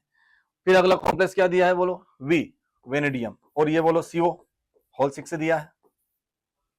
यहां तक भी कोई कंफ्यूजन अपने को नहीं होगा। ठीक है, चलिए तो सबसे पहले क्रोमियम की ऑक्सीकरण अवस्था निकाले, तो कहीं ना कहीं अपने को पता है +3 आने वाली है। ये देखो चलो +3, ये 24 हो जाएगा। एक्सेप्शन वाला केस 3D 5 होगा और 4s 1 होगा। 3 इलेक्ट्रॉन दान करवा दो, एक यहां से गायब हो जाएगा, 2 यहां से जाएगा, तो बोलो बचेगा क्या, 3D है ना, 3D 3 आ जाएगा, बिल्कुल 3D 3। अब 6 लिगेंड दिए गए हैं जो इलेक्ट्रॉन दान करना स्टार्ट करेंगे, तो यहाँ पेयरिंग की जरूरत नहीं है। 3 अयुग्मित इलेक्ट्रॉन आएंगे इसमें ना, 3 अयुग्मित आएंगे, क्योंकि यहाँ पे मुझे पता है कि जितने मुझे खाली चाहिए थे उतने मुझे मिल चुके हैं। उसको तो यहाँ से इलेक्ट्रॉन दान करेगा, ये पेयरिंग में होने की जरूरत ही नहीं इसमें। तो कितने अयुग्मित आए हैं, बोलो 3 अयुग्मित आए हैं। फिर यहाँ चलो यहाँ ऑक्सीकरण अवस्था निकालो, तो यहाँ बोलो कितने आने वाली है, तो ये -6 और ये बोलो -3, तो बोलो प्लस का 3 आ जाएगा, है ना, प्लस का 3 आ जाएगा। बोलो अब यहाँ पर है ना, क्रोमियम मैग्नीज 25 हो जाएगा। 25 में मुझे पता है कि 3D 5 होगा और 4s2 होगा, तो बोलो 3 इलेक्ट्रॉन दान होंगे, तो बोलो ये गए। अब ये गए तो मुझे पता है 2 तो ये गए, एक यहाँ से जाएगा, तो बचा क्या, 3D 4, बिल्कुल 3D 4 हो जाएगा। अब मुझे पता है कि स्ट्रॉन्ग लिगेंड है, तो पेयरिंग होगी कि नहीं होगी चेक कर लो। कितने खाली चाहिए अपने को, 1 2 3 4, एक को खाली चाहिए, तो के अंदर कितने आए, बोलो 2, बोलो कितने हो जाएंगे, 2।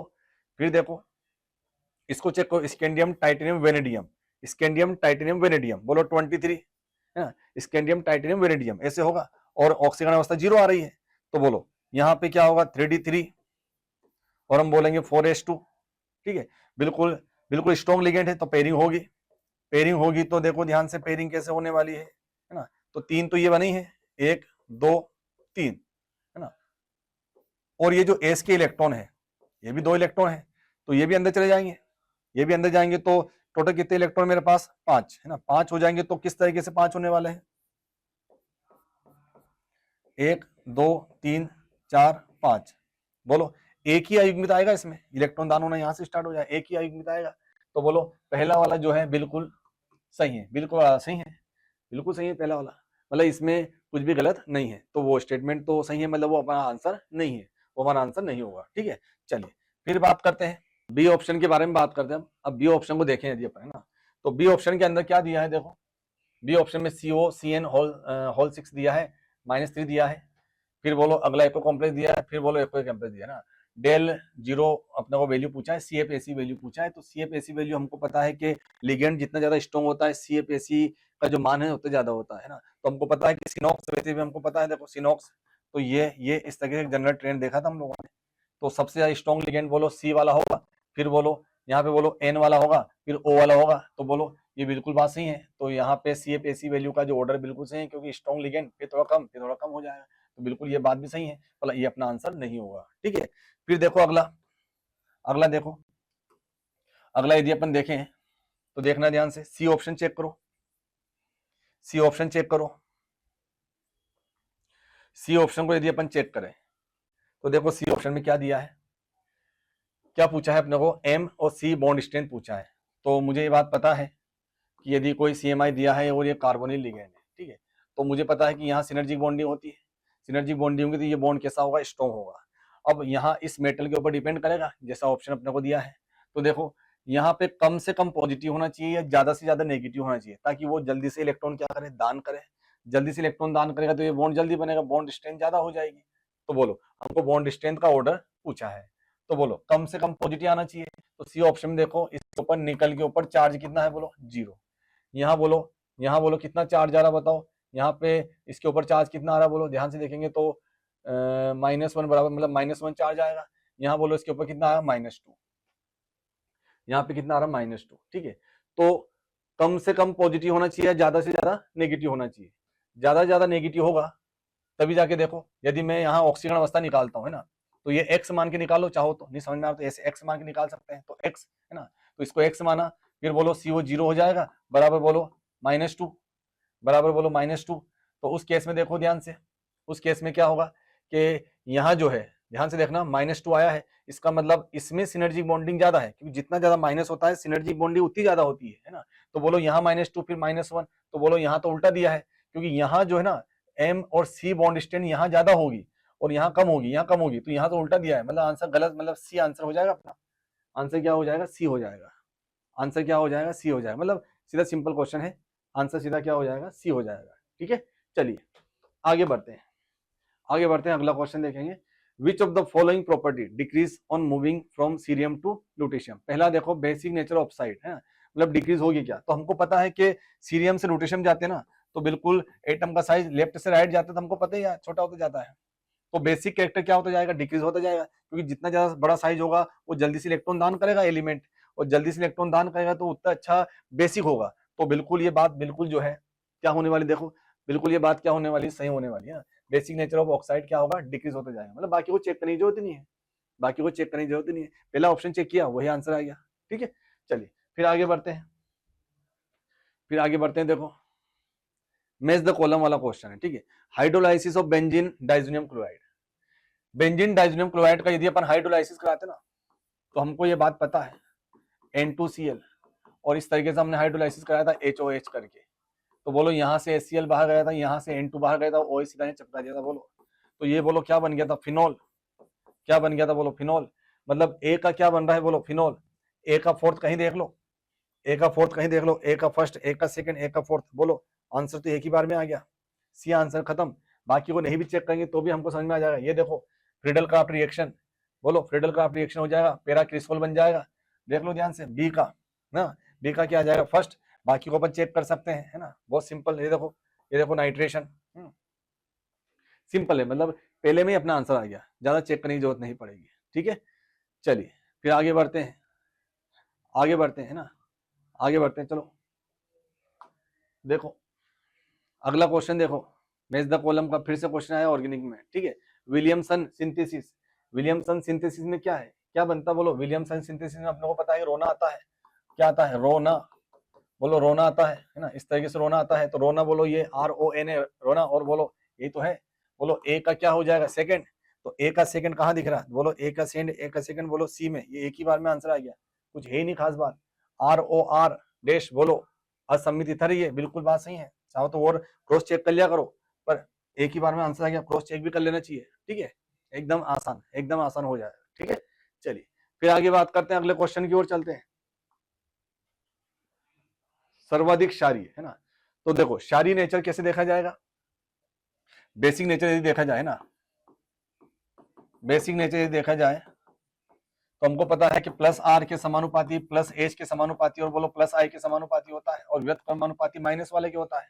तो देखो यहाँ तो बोलो -R लग रहा है, क्योंकि यहाँ लोन पेयर कौन जल्दी दान करेगा, तो इलेक्ट्रॉन दान करने वाले जल्दी इलेक्ट्रॉन दान करवा देंगे, तो दान करने वाले जल्दी इलेक्ट्रॉन दान कराएगा, ये बोलो +R लिख देंगे या +H लिख देंगे एक तरीके से, देखी जाए तो, हालांकि इसमें +R देखा जाता है। ठीक है, और यहाँ बोलो -I लग रहा है ना, -I लग रहा है देखो, और +R लग रहा है। ठीक है, लेकिन माइनस को प्रायोरिटी दे देंगे। ठीक है, मतलब प्लस और आर में जो है दोनों में कंपेयर करेंगे तो बिल्कुल ये आएगा, है ना।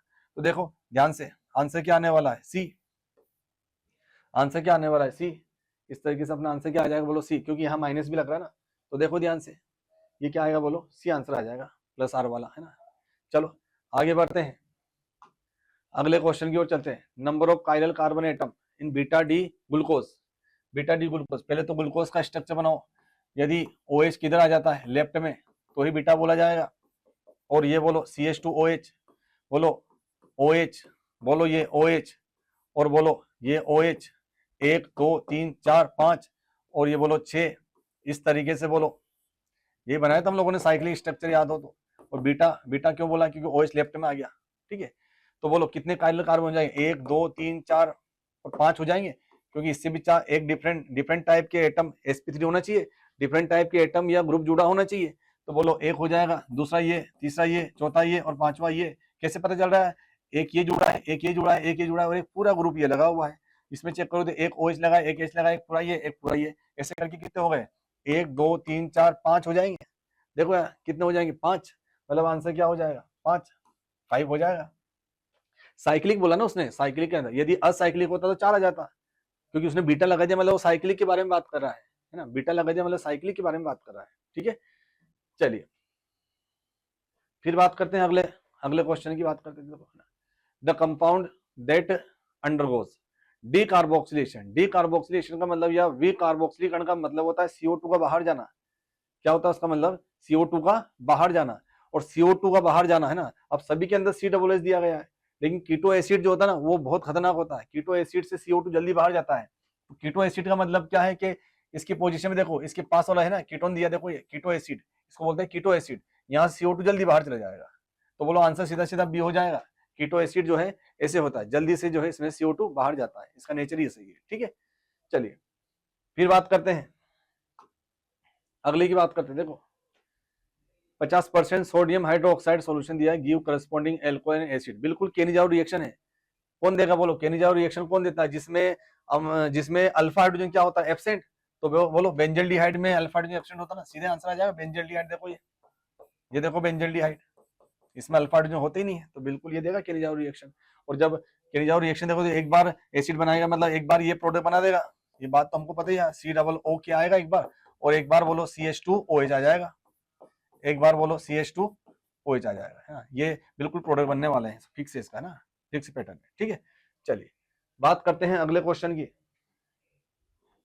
The compound formed on heating chlorobenzene with chloral in the presence of concentrated sulphuric acid, DDT बनता है, ट्राइक्लोरोइथेन, है ना। तो देखो कैसे बनता है ये देखो क्लोरल का सूत्र तो ये होता है, और क्लोरोबेंजीन देखो ये है क्लोरोबेंजीन। इसके कितने अणु आते हैं बोलो, 2 अणु। कितने अणु आते हैं, 2 अणु। इस तरीके से बोलो जल का अणु बाहर, और बोलो CCl3, और ये बोलो CH देखो, और ये देखो इस तरीके से देखो, इस तरीके से देखो, ये हो जाएगा DDT, ये हो जाएगा DDT, है ना। बिल्कुल स्ट्रक्चर भी याद होना चाहिए, और ये तो थ्योरेटिकल क्वेश्चन पूछ लिया, सिंपल सा पूछ लिया, देखो DDT बन जाएगा, ठीक है। चलिए बात करते हैं अगले क्वेश्चन की। अगला क्वेश्चन देखो, the rate constant of first order reaction is found to be, है ना। बिल्कुल हाफ लाइफ पीरियड पूछा है फर्स्ट ऑर्डर के लिए, तो मुझे पता ही है T हाफ 0.693 डिवाइड बोलो K, और क्या मुझे K का मान दिया है, बिल्कुल दिया है। तो T हाफ बहुत सिंपल है, 0.693, और K का मान कितना दिया बोलो यार, 3.5 दिया है, और 10 की घात बोलो -4 दे दिया। इसको सोल्व कर लो, सोल्व करके तो आंसर सीधा ही आ जाएगा ए वाला, आंसर सीधा ही ए वाला हो जाएगा, है ना। मतलब बहुत ही सिंपल है ना, कैलकुलेशन करना है फिर तो, पर सूत्र समझ में आना चाहिए पहले कि सूत्र कौन सा लगेगा फर्स्ट ऑर्डर के लिए, ठीक है। चलो फिर बात करते हैं अगला। देखो देखें, मैच द कॉलम वाला क्वेश्चन फिर से आया है ना। और मैच द कॉलम में देखो ध्यान से, मिश मेटल, मिश मेटल जो होती है वो लेंथेनाइट की होती है, बिल्कुल बात सही है ना। बिल्कुल मिश मेटल जो है लेंथेनाइट के यूज में आती है।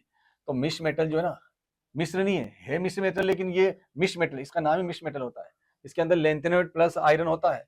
तो बोलो ए का सेकंड, तो ए का सेकंड कहाँ दिया बोलो, ए का सेकंड तो ये दिया, सीधे आंसर आ गया एक ही बार में, ए का सेकंड। बाकी तो अपन पहचान लेंगे फिर, है ना, बाकी पहचान लेंगे। प्रोमेथियम अपने को दिया हुआ है, देखो ध्यान से, प्रोमेथियम दिया गया है ना। डी का देख लो, प्रोमेथियम डी का बोलो क्या आ जाएगा, डी का क्या आ जाएगा, थर्ड। तो देख लो ये बिल्कुल रेडियो एक्टिव लेंथेनाइट है ना।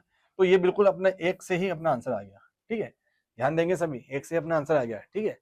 चलो फिर बात करते हैं अगला क्वेश्चन। देखें अगला क्वेश्चन देखेंगे तो ध्यान से देखो, क्लोरीन वाटर के साथ रिएक्शन कराना है।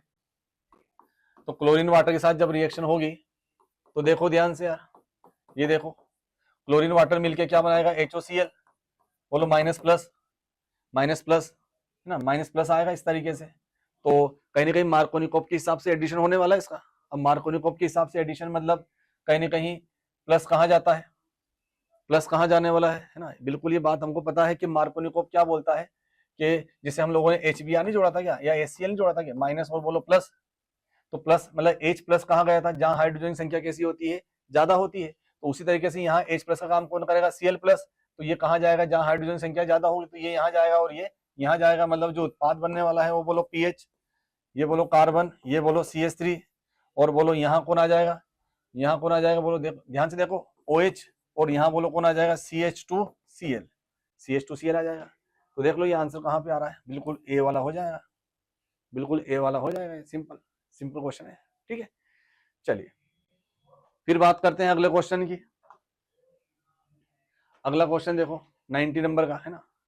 देखो HBr दिया है और R2O2 मतलब एक पेरोक्साइड की प्रेजेंस में दिया है, ठीक है।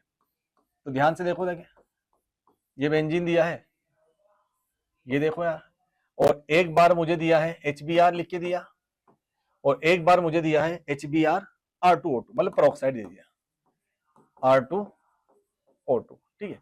तो ये तो मार्कोनिकोव के हिसाब से, तो मार्कोनिकोव मुझे क्या बोलता है, यहाँ देखो CH2 है ये और यहाँ CH है। मार्कोनिकोव बोलता है कि H प्लस वहां जाएगा जहां हाइड्रोजन संख्या ज्यादा है। तो बोलो पहला जो उत्पाद बनने वाला है, पहला जो उत्पाद बनने वाला है, देखो H कहाँ गया, यहाँ, और Br यहाँ जाएगा। तो बोलो ये हो गया Br और ये H यहाँ पहुंच गया, ठीक है। दूसरा देखो एंटी मार्कोनिकोव क्या बोलता है, तो एंटी मार्कोनिकोव उल्टा कर देना है, उल्टा करेंगे देखो, उल्टा करेंगे देखो ये, और यहाँ आ जाएगा बोलो Br और ये हो जाएगा। अब पीसीसी का सिलेक्शन करो ऑप्शन के हिसाब से, 1 2 3, यहाँ बोलो 1 2 3, यहाँ पीसीसी बोलो कितने कार्बन की, 3 कार्बन की, यहाँ भी बोलो पीसीसी कितने कार्बन की, 3 कार्बन की। मतलब ये चेन आइसोमर तो नहीं हो सकते हैं, इन इंसोमर मतलब डी और एल, क्या इसमें कोई किरल कार्बन ऐसा कुछ दिख रहा है कि नहीं है, मतलब ये भी नहीं हो सकता। पोजीशन आइसोमेरिज्म हो सकती है क्या, तो हम बोलेंगे बिल्कुल हो सकती है। कैसे पोजीशन, बोले इसकी पोजीशन चेंज हो रही है, नंबरिंग करेंगे तो 1 2 3 है, या फिर बोलो 1 2 3 तो पोजीशन चेंज हो गया ब्रोमीन की, इसका मतलब ये क्या है, पोजीशन आइसोमेरिज्म। ए और बी में अपना संबंध पूछा था, पोजीशन आइसोमर हो जाएंगे ना। बिल्कुल सिंपल टाइप का क्वेश्चन था, कुछ भी इसमें कठिन नहीं था, ठीक है। चलिए सभी को अगले टेस्ट के लिए बेस्ट ऑफ लक। आज के लिए इतना काफी है, धन्यवाद सभी को।